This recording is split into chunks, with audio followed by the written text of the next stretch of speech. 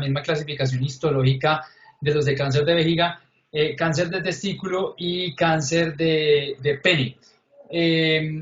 Creo que aquí se tratan todas, pero pues digamos que las neoplasias que nosotros más vemos, evidentemente, pues son las neoplasias de próstata. Entonces esta es la que quiero que se empapen un poquito. La idea no es que ustedes salgan a identificar y a tratar todos los cánceres de próstata, sino la idea es que ustedes como médicos generales aprendan a evaluar qué exámenes o qué cosas debe tener uno en cuenta para poder definir si ese paciente necesita o no necesita una valoración por el urólogo para determinar si tiene o no tiene cáncer de próstata. Entonces, siguiente, Claudia, por favor. Ok, entonces, ustedes recuerden que la próstata es un órgano, es una glándula que tenemos los hombres, que está por debajo de la vejiga, que se encarga de producir entre el 75 y el 80% del líquido seminal que compone el semen. Es una glándula por la que pasa la uretra por toda la mitad, como se ve en la foto, y tiene varias zonas. El tamaño aproximadamente en una persona joven oscila entre 15 y 25 gramos aproximadamente. Y tiene unas caras, un ápex y una base. La base se refiere a la parte más ancha, es como si fuera un triángulo al revés. La parte más ancha es la que está pegada contra el cuello de la vejiga y la parte más aguda, que es el ápex, es la que está en la parte más distal, dirigiéndose hacia la uretra. Tiene una cápsula quirúrgica, entre comillas, no es que sea una zona definida. La próstata, yo le digo a mis pacientes que es como una fruta que tiene pulpa y tiene cáscara. Cuando uno tiene una hiperplasia, que es completamente diferente a un cáncer de próstata, una hiperplasia es un aumento del tamaño de la próstata a raíz de un aumento del número de células de la glándula, lo cual hace que esa glándula sea grande. Y cuando un paciente empieza a tener problemas para orinar, uno lo que hace es sacar toda la pulpa, entre comillas, que es todo el adenoma, pero queda una cápsula, que es una especie de, como un espacio, como la cáscara que queda de la próstata después de que uno hace la resección. ¿Por qué es importante esta cápsula? Porque digamos que la parte más atrás de la próstata, que es la que está en contacto con el recto, y esa es la razón por la cual uno hace el tacto de próstata para poder determinar si un paciente pudiera o no pudiera tener un cáncer de próstata palpable. Esa es la zona periférica. La zona periférica es el sitio donde se localizan el 80 al 85% de las patologías tumorales de la próstata. Entonces, cuando uno hace el tacto de la próstata, digamos que uno está tocando la parte donde se generan la mayor cantidad de tumores de próstata. Esa es la importancia. Siguiente.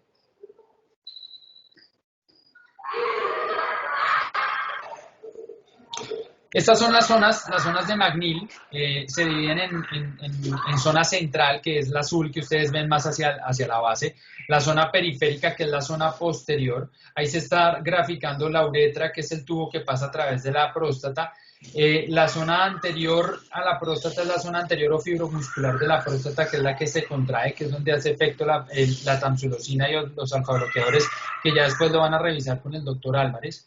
La zona transicional, que es la zona donde se genera la mayor cantidad de hiperplasia, es decir, mayor crecimiento o mayor aumento del número de las células, donde se genera más crecimiento y se obstruye la luz. Normalmente la orina debería pasar por un tubo así, y pues cuando hay un crecimiento de próstata, pues la luz se obstruye de esta manera y por lo tanto la orina no sale tan fácilmente. Siguiente. Y esto es un corte coronal, como si le hiciéramos un corte de esta manera, donde se puede ver cómo los acinos prostáticos confluyen en unos canalículos que van a llevar toda la secreción del líquido seminal hacia el centro, hacia una zona que se llama el verum montanum, que es como una especie de montañita, donde desembocan los conductos eyaculadores y donde se va a depositar la mayor cantidad de líquido seminal antes de que el paciente eyacule. Esa, digamos que es la función macro de la próstata. Siguiente. El cáncer de próstata pues es el tumor más común en hombres, es la segunda causa de muerte en Estados Unidos, estamos hablando específicamente, es la segunda causa de muerte por cáncer en Estados Unidos, con una incidencia más o menos entre 3 al 15% de sufrirlo en todos los hombres. Se sabe que la raza negra es un factor de riesgo para generar cánceres de mayor grado o mayor agresividad. Entonces, pues esa raza específicamente, extrapolándolo de la población afroamericana, extrapolándolo a nuestra población, evidentemente pues en pacientes de raza negra es un poquito más fácil encontrar tumores un poquito más agresivos y un poquito más tempranos. Siguiente. Ya están grabando, ¿cierto? Sí.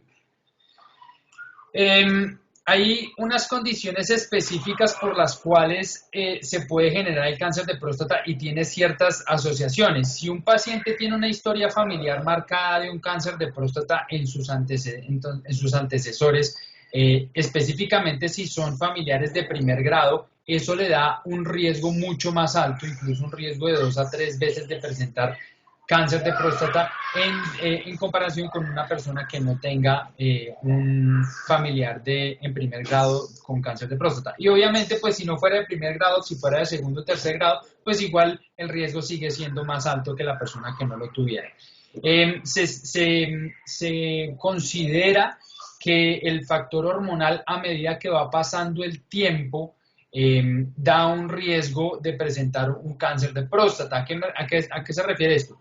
Se hicieron unos estudios hace mucho tiempo en la comparación, en autopsias de pacientes masculinos por encima de los 80 años, y casi en el 85% de los pacientes que se murieron por encima de 80 años y se les hacía una toma de muestra de la próstata, se encontraba algún foco de tumor pequeño. Eso quiere decir que podría decirse que el cáncer es casi que dependiente del tiempo de vida de la persona y del factor hormonal de la testosterona sobre la próstata a lo largo que va pasando el tiempo. Se sabe hoy en día que el cáncer pues la próstata es un órgano hormonodependiente, es decir, depende del efecto de la testosterona. Cuando la testosterona lo que hace es hacer el efecto sobre la próstata para que ésta ejerza su función, y cuando se presenta un cáncer de próstata se sabe que cuando hay exposición a testosterona, ese cáncer de próstata se dispara su metabolismo tumoral. Entonces, pues eso es algo que se debe tener también en cuenta. La raza que ya se los expliqué, obviamente exposiciones ambientales a cigarrillo, está bien conocido, y la obesidad.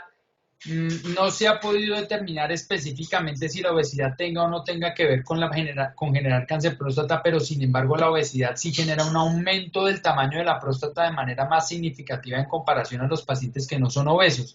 Eso quiere decir que la glándula tiene riesgo de crecer más en esos pacientes obesos que los que no son obesos, y se cree que el hecho de mucho más grande le da mayor riesgo de que esa próstata tenga una degeneración maligna. Tampoco se ha podido determinar que los pacientes que tengan antecedentes de enfermedades de transmisión sexual tengan o no tengan alguna asociación para generar cáncer de próstata. Siguiente. Recuerden que si tienen alguna pregunta me interrumpen y yo se las aclaro. De los cánceres de próstata, el más frecuente es el adenocarcinoma. Casi que todos los cánceres de próstata terminan siendo adenocarcinomas. ¿Qué quiere decir eso? Es un carcinoma dependiente de un tejido que es glandular. Y el otro 5% pues depende, son tumores neuroendocrinos, sarcomas o tumores de células transicionales que son dependientes de las células del tejido de la mucosa urotelial que recubre la vejiga y que invade el cáncer. Y se sabe que hay unas lesiones, entre comillas, precursoras que podrían dar la idea de que el paciente pudiera estar empezando a cursar con degeneración maligna, que es el PIN, que es la neoplasia intraepitelial. Eso le da, si sale en el resultado de una biopsia, uno podría determinar si es un PIN de alto grado o de bajo grado, y quiere decir que esas lesiones podrían ser premalignas, entre comillas. Es algo que se debe tener en cuenta en la interpretación del resultado de la biopsia cuando se hace. Siguiente. La clasificación de cáncer de próstata siempre la van a ver ustedes como una clasificación que se llama de Gleason. Es una clasificación histológica que se utiliza desde hace bastante tiempo y es una clasificación que la determina el patólogo cuando está leyendo la placa en el microscopio. Es la citoarquitectura del tumor. Se lee, no sé si ustedes han escuchado que se lee a veces 3 más 3, 4 más 4, 5 más 4, 5 más 5. ¿Qué quiere decir eso? Se ubica el patrón primario, se ubica primero y el patrón secundario, o sea, el que más se presenta después del primario, se pone de segundo. Entonces, si en toda la placa se ve un patrón de 3, solo de 3, pues va a ser 3 más 3. Si de pronto en toda la placa se ve más 3 y por ahí se ven algunos focos que clasificaran como 4, entonces se pondría 3 más 4. Si fuera al revés, que se viera más 4, pero hubiera unos focos por ahí de 3, pues se pone 4 más 3. ¿Cuál es la importancia de esto y a qué se refieren los números? Hay un grado histológico o un grado de diferenciación que va desde 1 hasta 5. 1 es la célula que es muy similar o es una célula completamente normal, y 5 es la célula más mal diferenciada que corresponde a patología tumoral. Y pues obviamente entre el 1 y el 5 pues hay un rango de variaciones en la arquitectura celular del tumor. ¿Y por qué es importante saber esto? Porque esto nos ha permitido establecer un sistema de clasificación de riesgo de los pacientes cuando se diagnostica. No es lo mismo, bueno, primero les tengo que explicar que ya no se reportan diferenciaciones celulares ni 1 ni 2, solo se reportan de 3 para adelante. O sea que ustedes solo van a ver Gleasons de 3 más 3 hacia adelante. Es decir, 3 más 3, 3 más 4, 4 más 3, 4 más 4, 4 más 5, 5 más 4 o 5 más 5. Eso es lo único que van a ver. Nunca van a ver 2 más 1, 2 más 3, porque ya de 2 para abajo ya entraron en desuso porque se considera que son células completamente normales. ¿Y por qué eso es importante?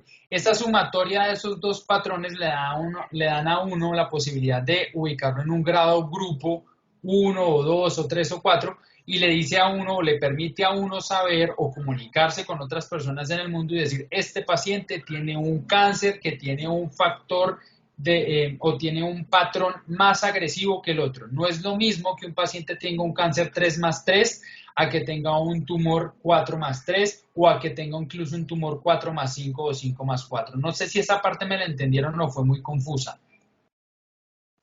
Doc, yo no entiendo, es como el patrón primario y el patrón secundario, o sea, cómo uno diferencia qué número es, o el patólogo cómo diferencia eso. El patrón primario es el primero que se reporta. ¿Y por qué es el primero que se reporta? Porque es el que más predomina en la muestra que se está leyendo en el microscopio. Es como si usted llegara y tuviera todo un grupo de manzanas, pero cuando usted se acerca un poquito, usted se da cuenta que hay unas manzanas verdes y unas manzanas rojas. Y si usted llega y cuenta todas las manzanas, usted se da cuenta que entre toda la muestra hay 70 manzanas rojas y en el resto de la muestra hay 30 manzanas verdes. Eso quiere decir que el patrón primario es rojo y el patrón secundario es verde. ¿Me hago entender? Listo, Doc, sí, ya entendí.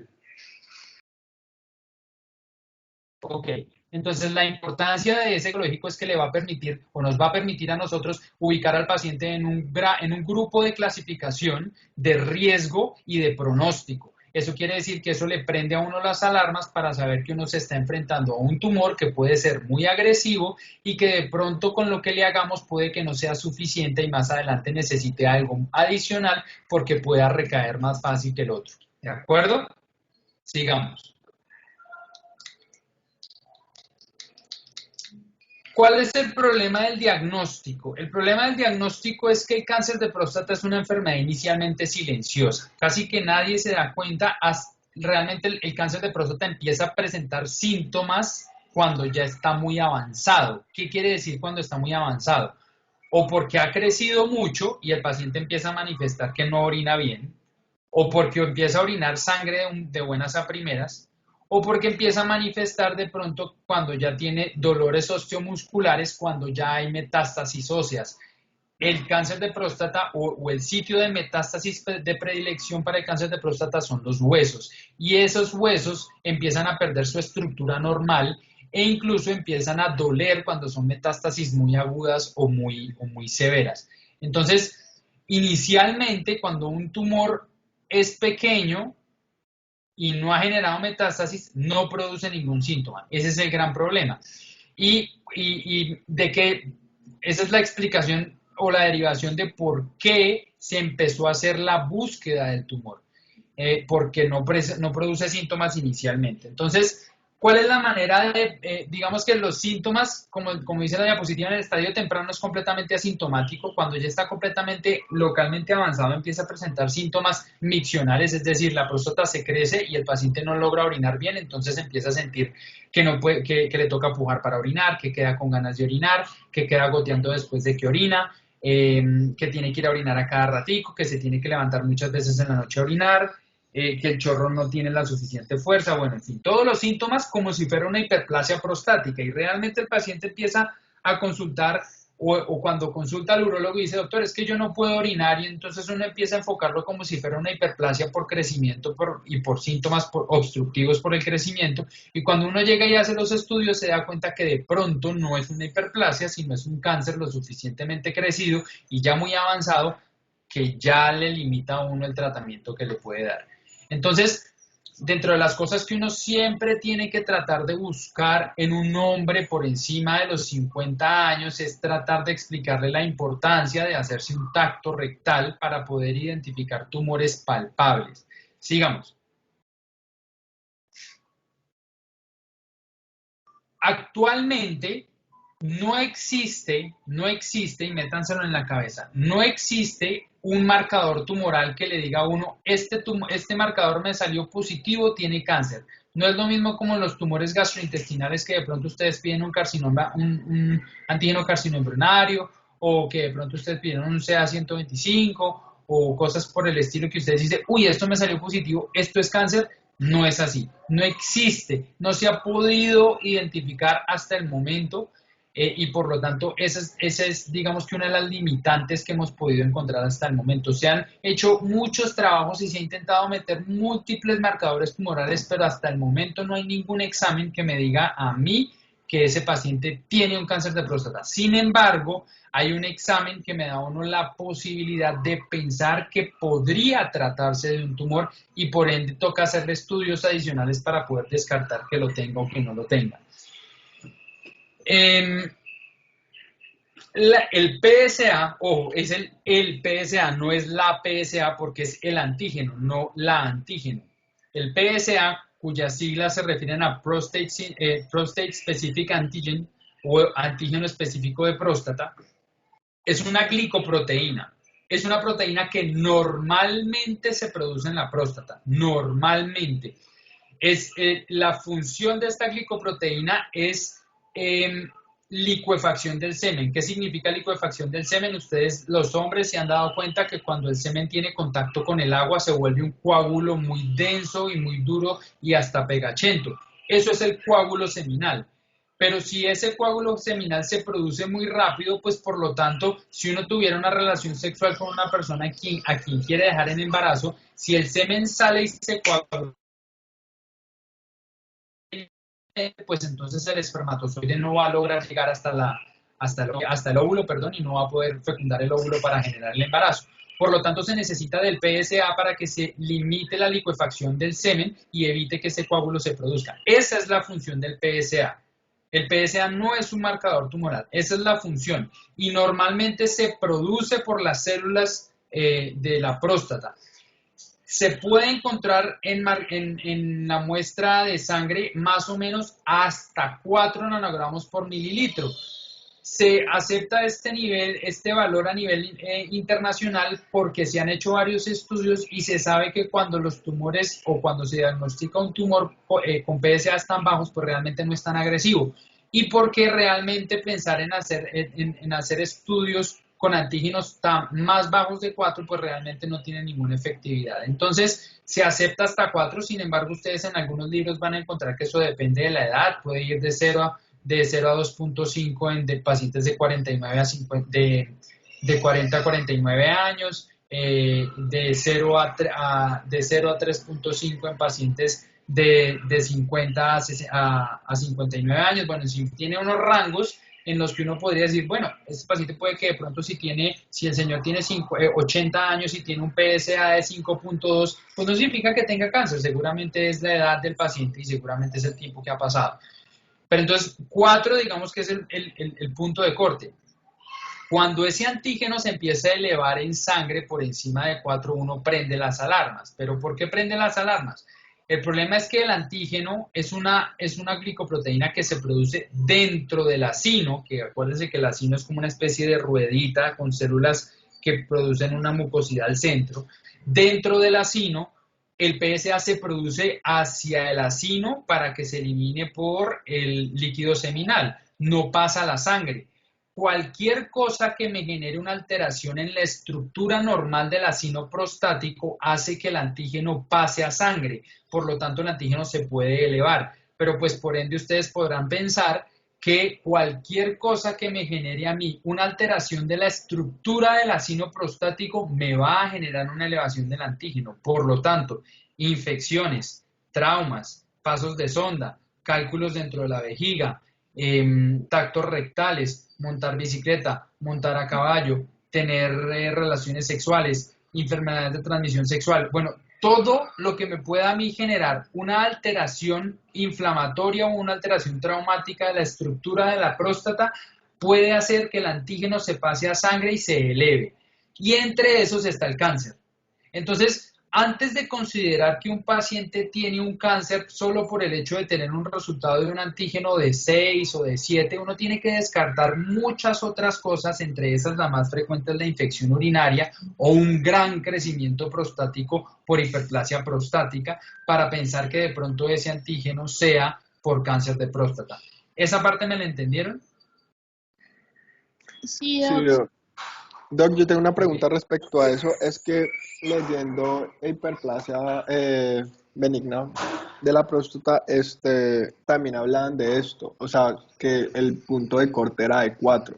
A uno como diferencia ahí, que es Lo que hiperplasia pasa es y que, que es lo que pasa cáncer. es que cuando uno tiene una hiperplasia prostática con un crecimiento severo o masivo por crecimiento, por aumento del número de las células de manera significativa, eso hace que la estructura de la próstata se afecte y pase más PSA del que debería pasar a la sangre y por lo tanto podría elevarlo. Por lo tanto, existen ciertas cosas de la cinética del PSA que le hacen a uno poder pensar que pueda o no pueda estar relacionado con crecimiento de próstata o por cáncer. Hay una cosa que se llama la densidad del PSA. Si uno coge el tamaño en peso, en gramos de la próstata, y lo divide, o coge el antígeno y lo divide en el tamaño del peso o la volumetría de la próstata, y si eso le da una relación por debajo de 0.15 o del 15%, uno podría pensar que esa elevación de ese antígeno puede ser por cáncer. En cambio, si la relación es por encima de 0.15 o de 0.20, pues uno podría asumir que esa diferencia o esa elevación del antígeno puede ser secundaria a un crecimiento prostático y no a un cáncer. ¿Me hago entender? Sí, Doc, es que tenía esa pregunta, sí. Gracias. Listo. Sigamos.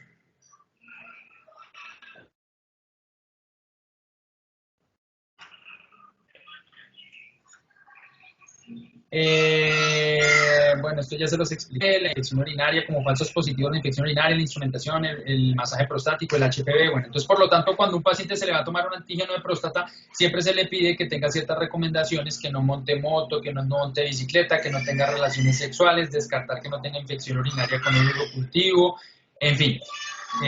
Son cosas que uno debe tener en cuenta al momento de interpretarlo. Estas son como las cinéticas del PSA. Existe una cosa que se llama la velocidad del PSA y hay una cosa que se llama la densidad, que es la que les acabo de explicar, que es la relación del PSA y el volumen de la próstata. ¿En qué consiste la velocidad? Si yo llego y, por ejemplo, al papá de Camilo le hago un antígeno hoy, y me dio, no sé, 2.3 nanogramos por mililitro. Y al siguiente año, que es al siguiente control que le tengo que hacer, le hago un antígeno y me sale en 4.2, pues ese paciente tuvo, el papá de Camilo tuvo una elevación de más de 0.75 nanogramos por mililitro al año. Esto tiene que hacer prender las alarmas porque es una elevación muy agresiva de un antígeno que normalmente debería tener una elevación más bien, bien moderada. Eso es la velocidad del PSA. Siguiente. Eso es lo que les decía, ajustado para la edad, lo que describen los libros. Esto fue sacado de un estudio sueco. Pues obviamente ustedes tienen que guardar las proporciones. Nosotros no tenemos esos tipos de estudios, pero pues tenemos que adecuarnos a lo que existe. Hay una cosa que se llama la fracción libre del PSA que se utilizaba antes de que apareciera la resonancia. Y era una manera de poder definir o poder hacer cálculos de PSA para definir si ese paciente necesitaba o no necesitaba una biopsia. ¿En qué consistía? Si un paciente tenía un PSA por encima de 4 pero por debajo de 10, pues uno lo que hacía básicamente era calcular el antígeno total y pedirle al laboratorio también que le calcularan el PSA libre. Si se hacía una relación entre PSA libre y PSA total y daba un resultado por debajo ahí dice el 25%, yo la calculo por debajo del 20%, entonces ese paciente podría tener la indicación de hacerse una biopsia. Hoy en día ya eso casi no se utiliza porque no está en esta presentación, pero hoy en día la resonancia magnética multiparamétrica de próstata le permite a uno identificar lesiones posiblemente sugestivas de cáncer con una clasificación que se llama PIRATS y uno podría definir según los resultados de las imágenes si ese paciente necesita o no necesita la biopsia. Para no estar peleando y pensando, ¿será que le hago la biopsia? ¿Será que no le hago la biopsia? ¿Por qué? Más adelante les voy a mostrar en una diapositiva pues que la biopsia tiene ciertas implicaciones importantes para el paciente y uno tiene que estar casi que seguro de la necesidad de tener que hacerla porque eso le puede generar complicaciones al paciente. Entonces digamos que la fracción libre del PSA se utilizaba hace mucho tiempo, hoy en día todavía lo utilizan urólogos pues viejitos, de vieja guardia, pero pues hoy en día ya casi no se utiliza. Siguiente. ¿Cómo se hace el diagnóstico? Siguiente.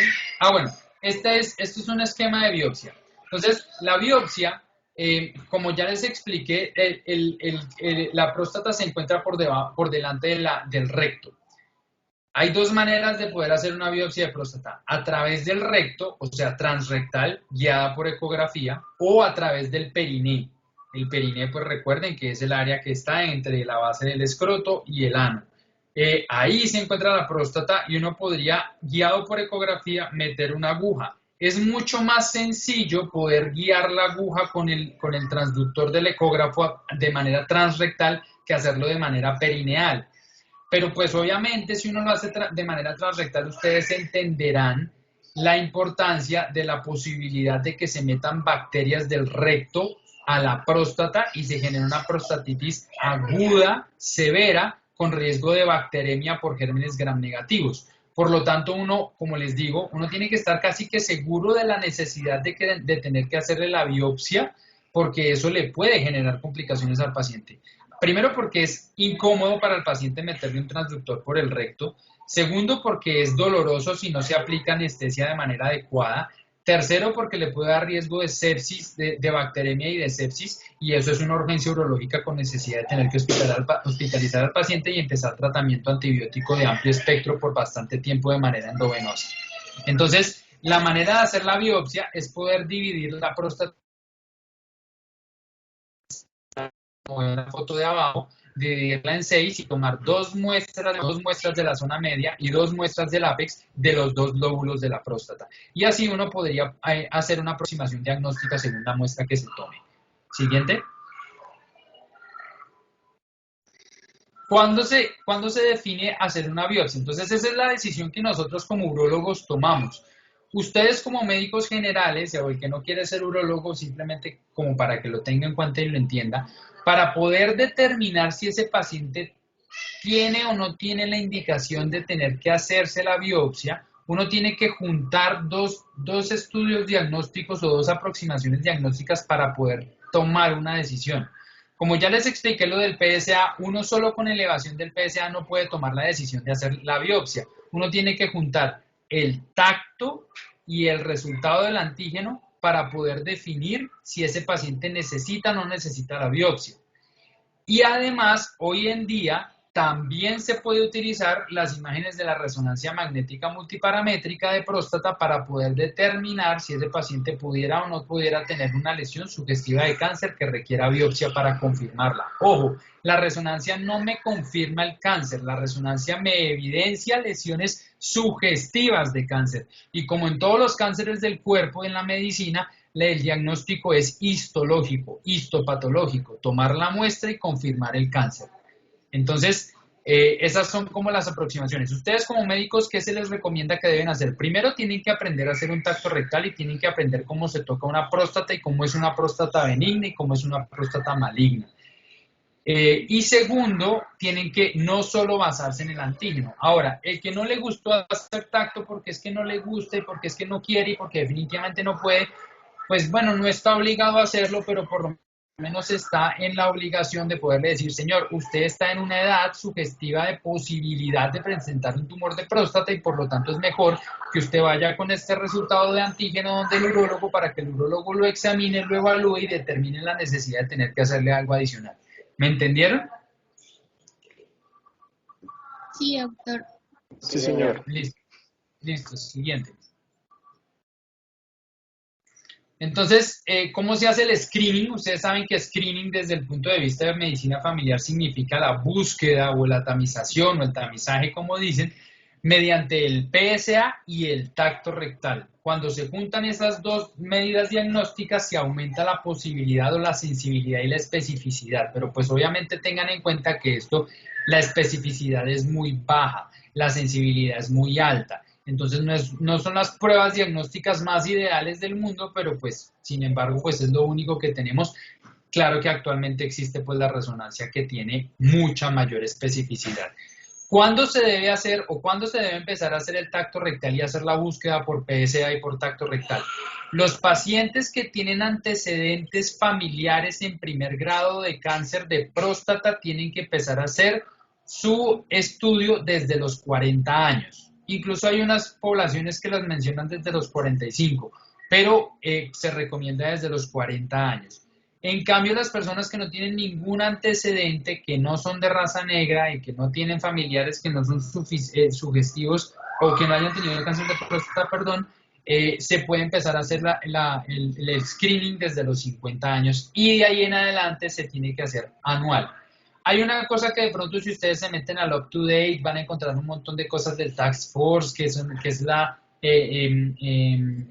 Asociación de los Médicos Familiares de Estados Unidos, donde hubo una revuela, un montón de revuela hace más o menos unos 6, 7 años, donde el Task Force dijo que no se recomendaba hacer diagnóstico de cáncer de próstata mediante la tamización con PSA y tacto rectal en todos los pacientes de manera sistemática, porque se estaban diagnosticando cánceres pequeños y clínicamente no significativos, es decir, que ese paciente es posible que no se fuera a morir de eso, y sí se estaban exponiendo a un tratamiento de manera agresiva que le iba a dejar secuelas al paciente sin necesidad. Entonces ellos en Estados Unidos recomendaron no hacerlo, obviamente los urólogos en Estados Unidos se alborotaron, dijeron que eso no era posible, que eso iba a cambiar la curva de diagnóstico y la incidencia, pues porque se iban a empezar a diagnosticar eran tumores mucho más avanzados.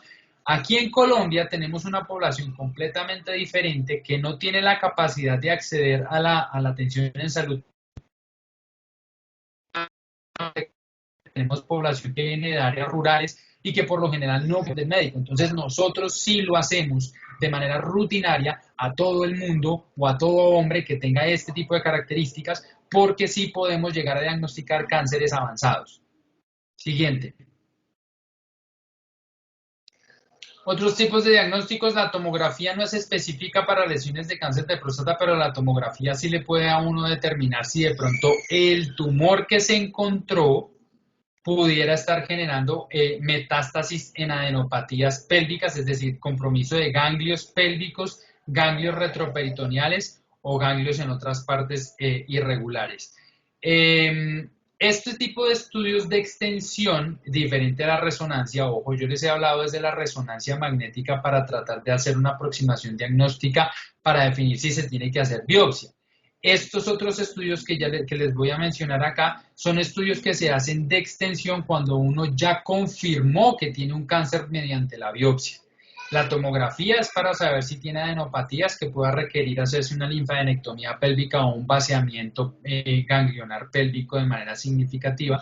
La resonancia, si yo ya tengo el diagnóstico, si yo no se la hice antes, pues entonces la puedo hacer para poderme hacer un planeamiento de cómo lo voy a tratar, cómo lo voy a operar, qué le voy a hacer para poderlo tratar de curar o no del tumor.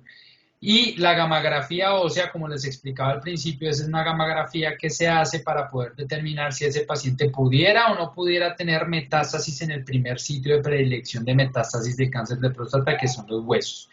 Una cosa que ustedes deben tener en cuenta y de pronto si lo llegan a escuchar más adelante es que el cáncer de próstata cuando hace metástasis en el hueso genera lesiones blásticas, no líticas. La diferencia entre blásticas y líticas es que las blásticas generan un aumento del tejido óseo, en cambio las líticas generan lesiones en sacabocado como las que se generan por las leucemias u otro tipo de tumores que afectan el hueso. Las blásticas son casi que características de la enfermedad de cáncer de próstata. ¿Cuál es el problema? Pues que se genera un acúmulo de tumor en el hueso y empieza a alterar el metabolismo del hueso y empieza a generar más hueso del que se debería generar, pero de manera irregular. Y eso puede hacer que en ese sitio donde hay más hueso irregular se fracture y se generen las fracturas de origen maligno, las fracturas asociadas a patología metastásica. Siguiente. Esta es la clasificación de TNM. Ustedes saben que el TNM es una clasificación que se le da a todos los tumores en el cuerpo. Es una manera de poder generalizar y poder unificar los conceptos en diferentes cánceres en el cuerpo para que el médico de aquí, de Cali, le pueda entender al médico de China sin tener que hablar el mismo idioma. Entonces la clasificación TNM consiste en el T, es la extensión del tumor, N es la extensión en ganglios o nodes, y M es la extensión metastásica. No quiero que se la aprendan de memoria, simplemente tienen que saber que el T1 es un tumor no palpable, es decir, si yo le hago un tacto de próstata al paciente, a ese paciente no se le sentía absolutamente nada. Un cáncer de próstata en un hombre palpable se siente normalmente la próstata se debe sentir como esta región de aquí, más o menos como cauchosa. Si ustedes han tocado una bola de squash, más o menos es como cauchosa.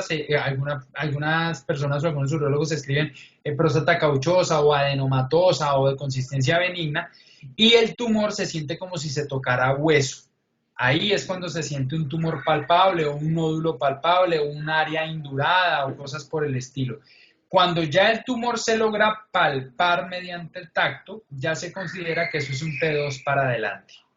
El diagnóstico del T1 básicamente se hace es porque o el paciente por elevaciones de antígenos se llevó a una biopsia o porque haciéndose una cirugía de resección transuretral de próstata para tratar síntomas obstructivos por crecimiento prostático, uno le hace una resección transuretral de próstata, ojalá la puedan ver más adelante en la rotación, en cirugía, es meter una cámara por donde el paciente orina a través de la uretra, llegar a la zona transicional, hacer un raspado de toda esa parte de la próstata, sacar esas muestras y mandarlas a patología, y si yo encuentro tumor en esas muestras de patología, si encuentro en menos del 5%, este 1A, si encuentro más del 5%, este 1B, o si el diagnóstico por biopsia solo por elevación del antígeno es un T1C. De ahí para adelante, son palpables el T2, el T3 es que ya se salió de la cápsula, es decir, el T2 es palpable pero se encuentra dentro de la próstata sin comprometer la cápsula. T3 es cuando ya se está saliendo de la próstata y está comprometiendo tanto la cápsula como las vesículas seminales. Recuerde que las vesículas seminales son dos bolsitas donde se acumula el semen que están por detrás de la próstata como una especie de antenitas o de alitas que si se comprometen ya es un T3B y ya hay que tener ciertas consideraciones de tratamiento. Y T4 es cuando ya el tumor está comprometiendo otras áreas alrededor de la próstata como el recto, la pared abdominal, la vejiga, entre otros. N es si tiene o no tiene compromiso ganglionar. Y M puede ser M1A, M1B o M1C, dependiendo del sitio donde se comprometa la metástasis. Como les decía, el sitio de metástasis más frecuente es el hueso, que se considera como el M1B, y uno hace como la asociación de B, de bone, para hablar de hueso, que es hueso en inglés. 1B, M1B es hueso, M1A es compromiso ganglionar no regional, y M1C es compromiso de otros órganos sólidos diferentes a hueso y a ganglios. Siguiente.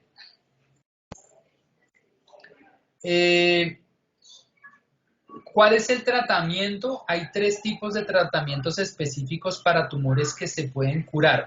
Para poder determinar qué tratamiento se le da a un cáncer de próstata, uno tiene que hacer una división, uno tiene que pasar una línea y definir los tumores que tienen posibilidad de curarse y los tumores que ya no tienen posibilidad de curarse. ¿Qué quiere decir eso? Los tumores que tienen posibilidad de curarse son los tumores que están localizados en la próstata y que no se han salido de ahí. Es decir, que no están comprometiendo ni siquiera ganglios por fuera de la pelvis, porque incluso cuando el tumor compromete ganglios dentro de la pelvis se pudiera intentar hacer tratamientos con intención curativa.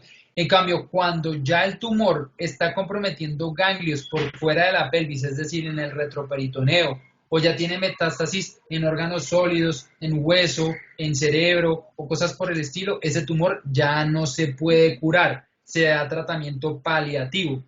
Los que se pueden curar se pueden manejar de 2 maneras. Haciendo una prostatectomía radical, significa sacar la próstata con todo pulpa y cáscara y vesículas seminales, despegarlo de la vejiga, despegarlo de la uretra, sacarlo y volver a pegar la vejiga con la uretra. Eso es una prostatectomía radical y por lo general se acompaña de una linfadenectomía pélvica completa, es decir, sacar todos los ganglios de la pelvis.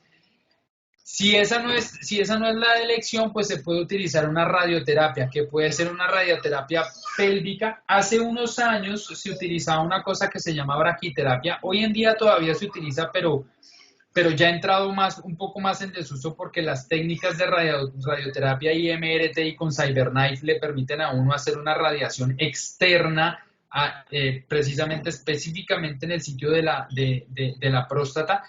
Pero la braquiterapia consistía en implantar por vía transrectal unas semillitas radioactivas en toda la próstata para que esas semillitas emitieran y captaran la radiación, y eso hacía que se quemara el tumor. Recuerden que radioterapia significa quemar tejido. ¿Qué se busca con la radioterapia? Quemar el tumor y que no vuelva a aparecer. Y esa radioterapia incluso se puede aplicar en áreas en plantillas de ganglios en toda la pelvis para poder tratar de hacer un tratamiento curativo, es decir, que yo puedo tratar al paciente o con cirugía o con radioterapia. Si se aplican de la manera como se deben aplicar, son muy comparables, tienen casi que los mismos resultados. Obviamente, pues son consideraciones que uno debe tener en cuenta para hacer seguimientos después del tratamiento. Siguiente. Eso es para enfermedad localizada, y para enfermedad avanzada se utiliza una cosa que se llama hormonoterapia. ¿Qué significa la hormonoterapia? Como ya les expliqué, el cáncer es hormonodependiente, significa que depende de la testosterona. Si yo no tengo testosterona, yo le quito el alimento al tumor y por lo tanto el tumor no crece más. Este tipo de tratamiento se le da a los pacientes que ya no tienen opción de tratamiento con intención curativa, es decir, los pacientes que ya no se pueden curar. ¿Por qué significa que no se pueden curar? Pues porque yo le puedo sacar la próstata, pero si ese paciente tiene metástasis múltiple en los huesos o múltiples en los ganglios, pues es un paciente que va a seguir con tumor y que va a poder seguir progresando, y eso no con la prostatectomía radical o con la radioterapia, sumarle un problema de efectos secundarios asociados al tratamiento sin necesidad, porque ya no lo voy a poder curar. Hay condiciones específicas en las que uno sí decide hacer una prostatectomía radical en tumores primarios que tienen enfermedades metastásicas, pero son muy contados. Pero para que lo tengan en cuenta, enfermedad localmente localizada en próstata, se opera o se irradia para curarlo. La enfermedad que se salió de la próstata, que ya tiene metástasis o compromete ganglios, ya no se puede curar y se hace hormonoterapia. ¿Y en qué consiste la hormonoterapia? Básicamente es dar tratamiento para que no se produzca más la testosterona y por lo tanto el tumor ya no se alimente más. ¿Qué se saca con eso? No curarlo, sino básicamente dormir al tumor para que no siga progresando y eso le dé mayor tiempo de vida al paciente con buena calidad de vida. Hay una cosa que ustedes deben tener en cuenta y es que el cáncer de próstata tiene la característica de que no mata al paciente de manera rápida. No es lo mismo que el cáncer de seno, no es lo mismo que el cáncer de cabeza de páncreas, no es lo mismo que el cáncer gástrico ni el cáncer de colon. Esos tumores sí son rápidamente progresivos y matan al paciente. El cáncer de próstata es lentamente progresivo, pero genera gran cantidad de metástasis óseas, lo cual va a generar mayor deterioro de la calidad de vida del paciente por dolores crónicos difíciles de tratar, con postramiento en cama y con prolongar una vida sin buena calidad de vida. Entonces, la hormonoterapia lo que busca es evitar que ese tumor siga progresando. Hay dos maneras de poder quitar la testosterona o dar un tratamiento con hormonoterapia. Una es con medicamentos y la otra es quitando los testículos. En los países desarrollados les parece un poco arcaico hacer una cirugía de quitar los testículos, eso se llama una castración anatómica. Pues bueno, eso se le hace a los perros o se le hace a los animales. Eso no se debería hacer en los humanos, pero entonces ellos prefieren y por eso se han ideado los medicamentos que ayudan a que se bloquee el eje hipotálamo hipófisis gonadal para que no se produzca la testosterona. Recuerden que la testosterona se produce en el testículo, en las células de Leydig, pero para que se produzca la testosterona yo necesito una serie de eje que se puede activar, que se debe activar desde el hipotálamo produciendo la GnRH, va a la hipófisis, se estimula la producción de LH y FSH y eso va al testículo a favorecer la producción de la testosterona. Cuando yo bloqueo ese eje con diferentes medicamentos, que no los voy a enredar ahorita en este momento con todos esos nombres, cuando yo bloqueo ese eje, básicamente lo que hago es disminuir la producción de testosterona y el paciente deja de tener una influencia de la testosterona sobre el tumor. Pero pues obviamente ustedes entenderán que eso tiene efectos secundarios en los hombres y el más importante es como si el hombre entrara en menopausia, aumenta de peso, le da más calores, se vuelve más irritable, se vuelve de genio mucho más complicado, se altera el metabolismo del colesterol, se altera todo el eje hormonal, bueno, en fin, tiene un montón de cosas que se deben tener en cuenta, pero pues es por un bien, es por brindarle mayor cantidad de años al paciente con buena calidad de vida. ¿Por qué aquí todavía utilizamos la orquidectomía, es decir, la castración anatómica? Pues por lo mismo que les explico, tenemos pacientes que viven en zonas rurales de difícil acceso, que probablemente de pronto no vuelvan y que de pronto conseguir el medicamento que se tiene que inyectar cada mes o cada 3 o cada 6 meses va a ser bien complicado, entonces para nosotros es mucho más sencillo poder controlar al paciente y quitarle los testículos para que no siga produciendo testosterona. Siguiente. ¿Hasta ahí tienen alguna duda o alguna pregunta con la castración? Doc, ¿qué medicamentos se utilizan para bloquear el eje? Bueno, ya que me lo preguntó, entonces hay dos tipos de medicamentos. Existen los agonistas de la GnRH y los antagonistas de la GnRH. Para que me puedan entender eso, tendría que hacerles un dibujito, un esquema del eje hipotálamo hipófisis gonadal para que lo pudieran entender mejor, pero básicamente, en resumen, los antagonistas de la GnRH, recuerden que la GnRH es una hormona que se produce por pulsos durante el día o según el ciclo circadiano, se produce por pulsos y se produce en el hipotálamo. Ese GnRH va a ir hasta la adenohipófisis, que es la hipófisis anterior, que es donde se producen casi que todas las hormonas, la CTH, la TSH, la FSH y la LH. La hormona luteinizante y la hormona folículo estimulante son las hormonas que van a ir hasta el testículo en hombres y hasta el ovario en mujeres para generar estímulos de esas glándulas específicas que son el testículo y el ovario. Los antagonistas son moléculas de estructura similar a la GnRH que lo que hacen es pegarse al receptor de la hipófisis donde se debería pegar la GnRH y por lo tanto evita que se genere el efecto relacionado a la GnRH, es decir, que evita que se genere una liberación de FSH y LH. En cambio, los agonistas de la GnRH son moléculas que tienen una estructura similar a la GnRH, pero que no bloquean el receptor, sino que inicialmente lo estimulan y al estimularlo inicialmente se genera liberación de la FSH y la LH. Estas van a ir al testículo e inicialmente van a generar un aumento en la producción de la testosterona, pero recuerden que todos los ejes neuronales y con el hipotálamo y la hipófisis dependen de un feedback positivo y un feedback negativo. Significa que cuando yo tengo un aumento de la testosterona, se genera un feedback negativo donde el hipotálamo entiende, yo ya tengo suficiente cantidad de testosterona, yo no necesito producir más testosterona. Por lo tanto, inicialmente la GnRH ya no se vuelve a producir. Pero cuando esa testosterona pasa a su vida media y disminuye otra vez, eso se llama la llamarada asociada a los agonistas, es decir, la testosterona sube, hace un pico y luego vuelve y baja. Cuando se baja, el cuerpo o el hipotálamo identifica, yo tengo que producir más GnRH porque es que la testosterona se volvió a bajar. Y cuando la GnRH se produce y vuelve a intentar estimular el receptor, ya ese receptor está ocupado por el análogo o el agonista y por lo tanto ya no se va a desencadenar todo el eje hipotálamo hipófisis gonadal. ¿Eso me lo entendieron? Sí, señor. Sí, Eduardo.